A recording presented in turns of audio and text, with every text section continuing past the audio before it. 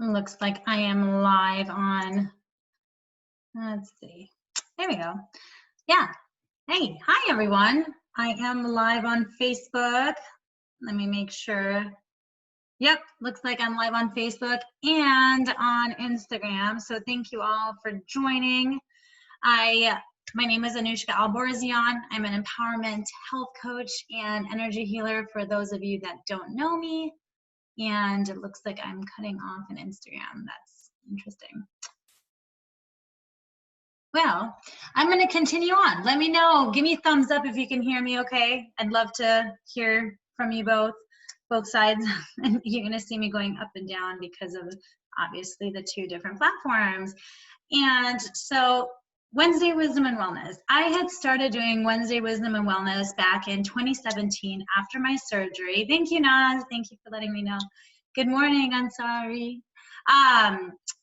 And I was doing them pretty much for, I want to say, a year and a half or so through chemo and everything. It was just something that called to me, and I wanted to share what I was learning in the process, whether it was around things that I learned wisdom-wise or even wellness-wise, because I was doing a lot of research, as you can imagine. And then I stopped. Something started to feel like it was an obligation, and I don't like to do things that are obligation. And recently, just this last weekend, I got this message. I get messages during meditation, and it was to start them up again. I've been going live throughout the week with different partners that I'm collaborating with. Fridays, I do lives with Samar around the mind, right? Staying positive. Mondays, I go live with Rachel and I talk about healthy living tips around the body. And then Tuesdays, I've been going live with Jacob, and that's around healers talks, right? The spirit. So these are going to be me by myself going live as before. Today, I wanted to talk about how to stay calm and relax during an MRI. I know that that's something that a lot of people were asking me about back when I was sharing, when I first was going through everything.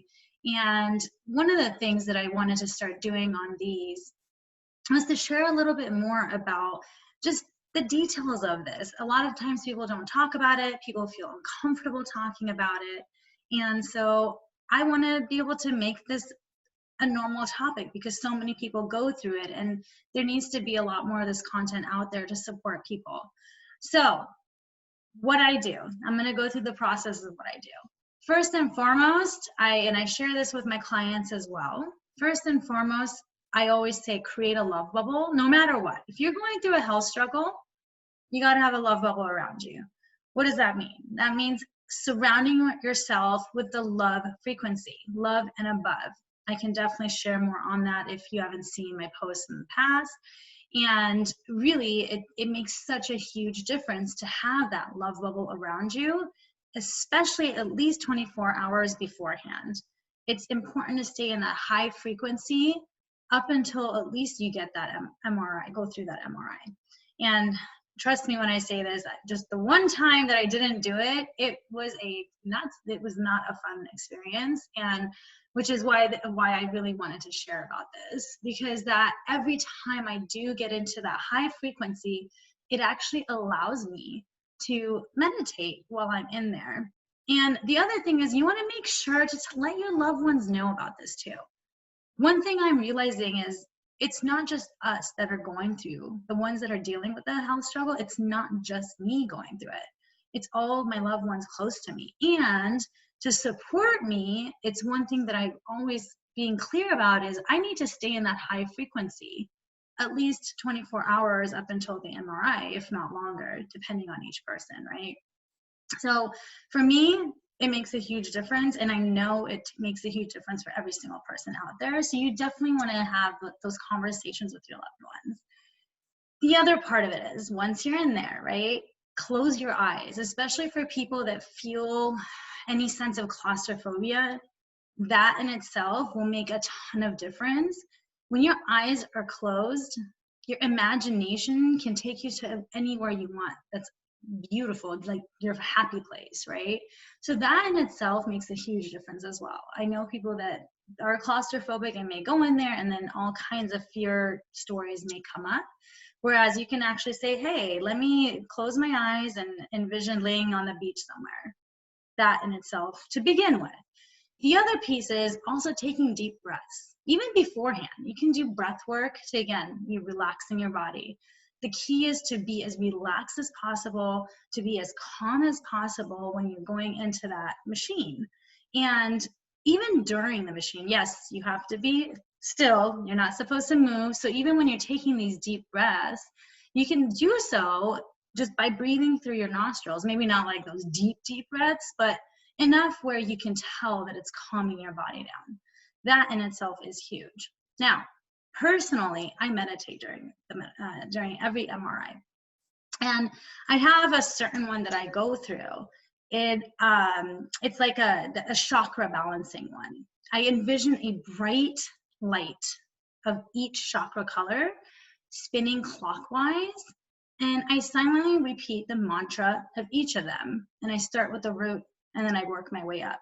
Of course, if you want more details on that particular meditation, I'm more than happy to share that with you. So please, please feel free to reach out to me.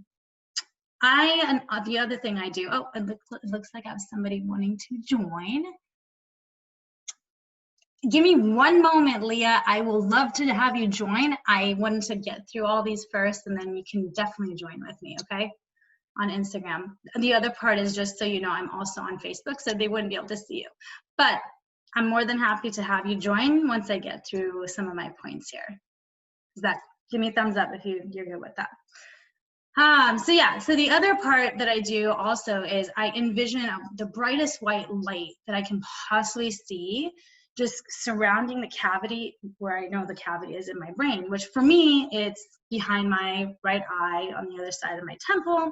So I envision this bright white light all in that area. And I even envision little nano soldiers in there, healthy soldiers, making sure anything that's non-healthy and that's not beneficial to my body to be released. No longer serves me any of that, right? So having all these intentions is really important. Also, the violet flame. I know that sounds a little bit out there, but trust me, go Google it.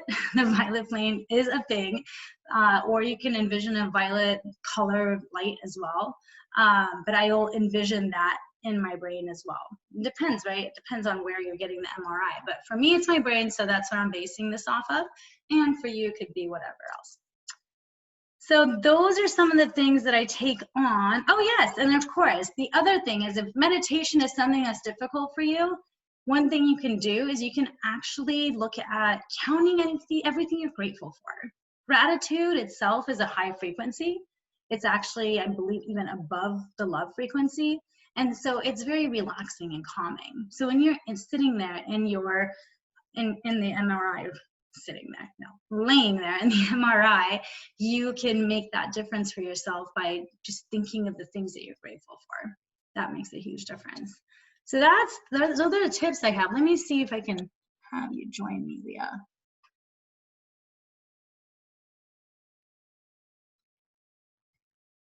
Nope, it looks like it's not working now. Okay, I don't know what happened. Anyhow, I hope this has made some difference for some of you, for those of you that are thinking of doing an MRIs, because I know people actually need to do MRIs and then they don't because they have a fear around it. And for the most part, every single MRI, other than the one time that I was not in a high frequency mode, I've always been able to come out of an MRI actually feeling lighter, happier, and it just feels good because I've just gone in through this whole meditation. So that's pretty much it. Let me know if you have any questions. Otherwise, just again, as I mentioned, I'm an empowerment health coach and an energy healer. And if you want to take your health and well-being to the next level, please message me and we can definitely set up a free discovery session for you. I'd love to walk you through some of the different tools and different modalities that I use. And what I do is I connect with my clients on an energetic level. And throughout our call, I actually check their frequency. And one of my goals, targets, however you call it, is to always leave my client in a love or above frequency. Happens, I would say, probably 99.9% of the time. Every so often, as you can tell with the type of clients I work with, yes, that may not be the case. But at some point that does happen with that particular client even. And, you know, with the meditations that I do receive messages as well through like this, right? Doing these lives again, I receive this in a meditation. And so I'll sometimes receive different kinds of messages for my clients as well. And I always relay that back to them. So these are some of the things that I provide. I'm very open to making a difference. It's like a passion of mine to make a difference for people. It's so fulfilling. So I'd love to be a part of your health journey and your healing journey. And until next time, it looks like I'm not having any questions right now. So until next week, and hope you all have a wonderful rest of your Wednesday. Bye.